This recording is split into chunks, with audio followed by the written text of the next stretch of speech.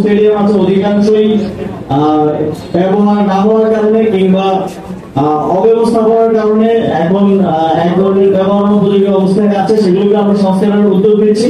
উপজেলা স্টেডিয়াম নির্মাণের কার্যক্রম চলমান আছে, সেটা আমরা দ্রুত সময়ে শেষ করার মাধ্যমে প্রত্যেকটি উপজেলায় আমরা মিনি স্টেডিয়াম নিশ্চিত করবো এবং এর যথোপযুক্ত ব্যবহার নিশ্চিত করবো। যুব ক্রীড়া স্থানীয় সরকার, আমি মনে করি অনেক উপজেলা হয়েছে, অনেক বক্তব্য কিন্তু এখানে উঠে এসেছে। এত গুরুত্বপূর্ণ স্থাপনা রাষ্ট্রীয়ভাবে সরকারিভাবে করে দেওয়া হলো, ব্যবহার না করার কারণে, এটা যত্ন না করার কারণে 2-1 বছর পরে এগুলো কিন্তু পড়ে থাকে।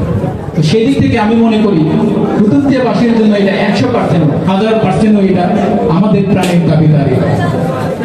এখানকার মানুষের এই ব্যবহারটা এখানকার যদি আপনি না থাকেন বা এখানকার অধিবাসী যদি না হবেন, আপনি বুঝতে পারবেন না কুতুবদিয়া উপজেলা এটা আমাদের প্রাণের দাবি কেমন। আমাদের প্রতিদিন বিকালবেলা আমরা মাদক অভিযান করা লাগে। যদি এখানে 100 জন ছেলে এখানে এঙ্গেজ রাখতে পারি, তাহলে আমার আর এই সময়টা যাবে না। তাহলে কি আমি রাষ্ট্রের অন্য কাজ দিতে পারবো কিনা?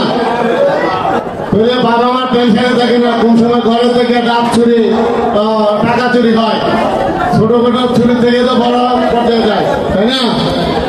আরেকটা বড় হচ্ছে খেলাধুলা করলে আপনার ঘুমটা খুব ভালো হয়। আমার মনে হচ্ছে আজকে ক্রীড়াবিদদের একটা আনন্দ অনুষ্ঠান এবং ক্রীড়াবিদদের অনেকেই, সবাই না হলেও বেশিরভাগই আজকে উপস্থিত হয়েছে। এই জন্য আমার খুবই আনন্দ লাগছে। খেলাধুলা শুধু আনন্দ বিনোদনের বিষয় নয়, এটা স্বাস্থ্যের একটি অপরিহার্য অঙ্গ। ঢাকা শহরে দেখতেছি এটা জন্য যুদ্ধ করতেছে একটা খেলার মাঠের জন্য, কিন্তু এই কুতুবদিয়ার এলাকার মানুষ আপনারা সৌভাগ্যবান, আশেপাশের লোক সৌভাগ্যবান, সারা কুতুবদিয়ার মানুষ আপনারা অসম্ভব সৌভাগ্যবান ব্যক্তি। আমি ব্যক্তিগতভাবে আমি 6টা ইউনিয়নকে ভাগ করে 6টা ইউনিয়ন ব্যক্তিকে আমি খেলা উদ্বোধন করবো।